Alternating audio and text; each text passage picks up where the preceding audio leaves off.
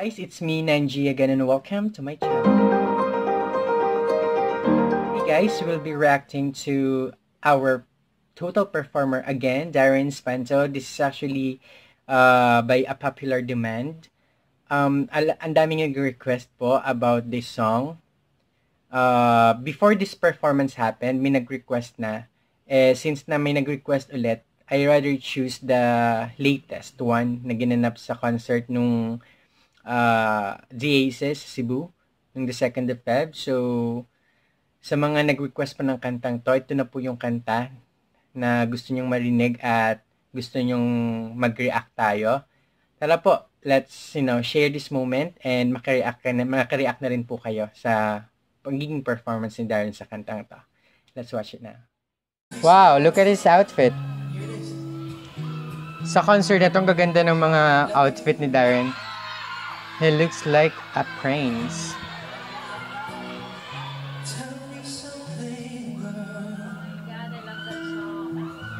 He's using his standard voice and standard range. And then notice ka every time he's using this range, may sort of boredom siyang nafe-feel. Parang gusto niya, kasi meron siyang range na paborito. Yung sobra siyang comfortable kanta or gawin sa kanta.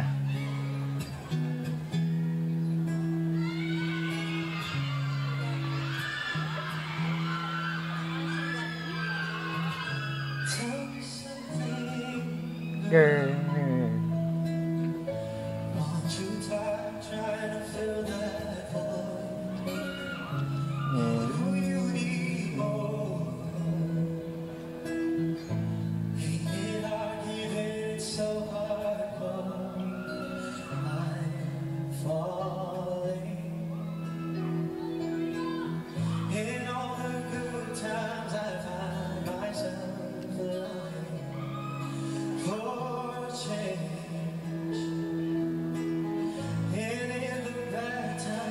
Tinanggal niya na yung earpiece niya. Tataasan na. I knew it. This is the range that I'm talking about. Dito siya comfortable.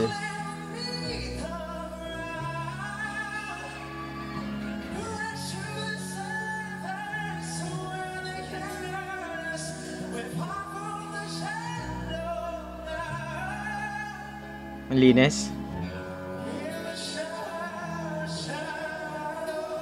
Hindi ko masyadong gusto yung sound kanina bago pumunta sa chorus na shallow. Parang may something yung areglo ng music.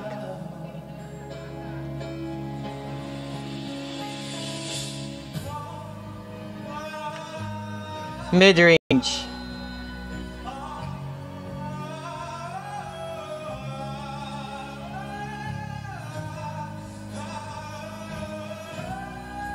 Okay. Prolonged mid-range. Ang linis.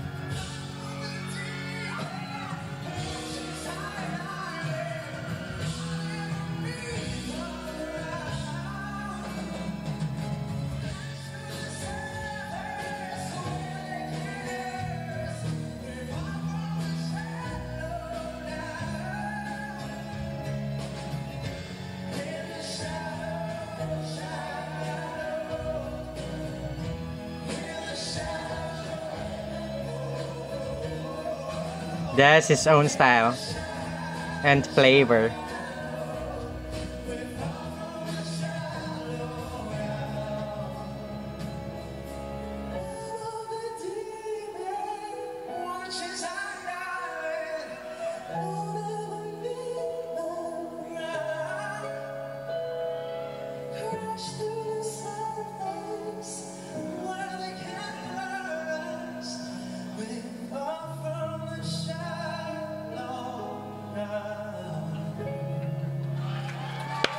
Galing.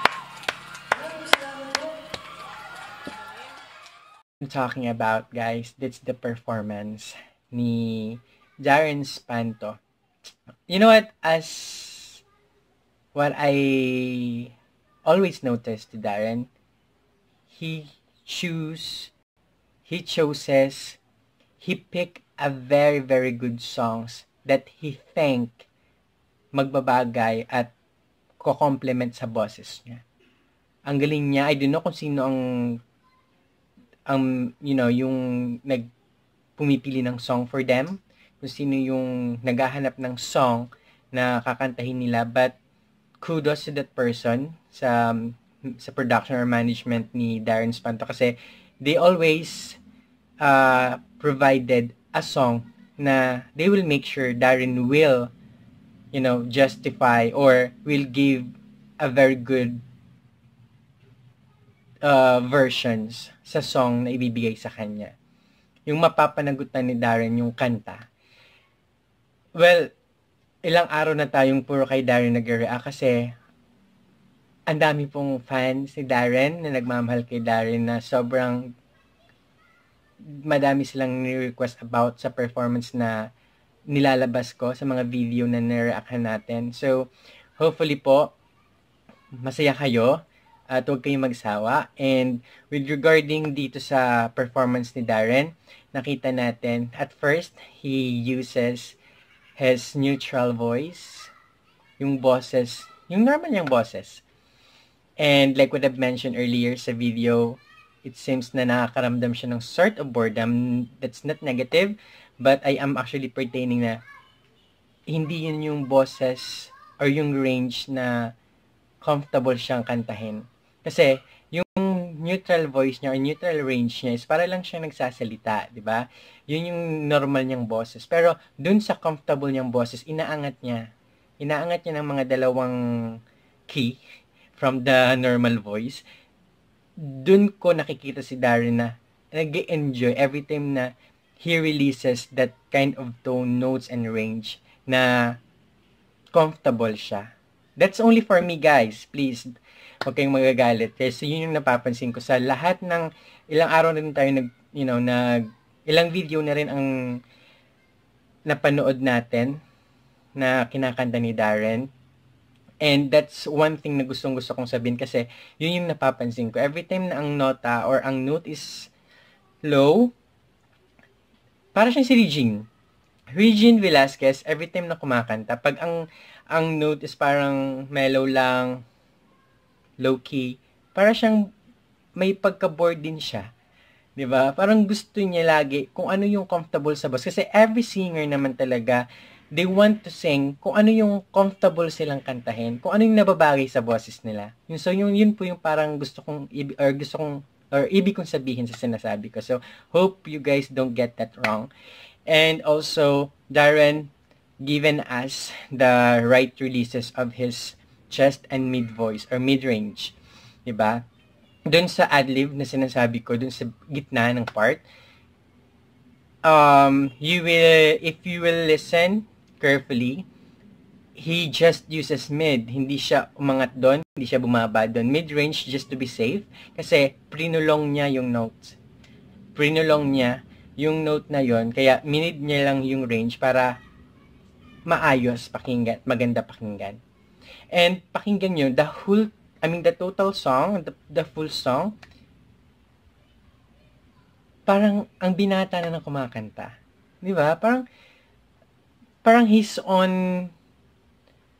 yung boses niya parang lumalaki na, pero andun pa rin yung taas. Look at the end part.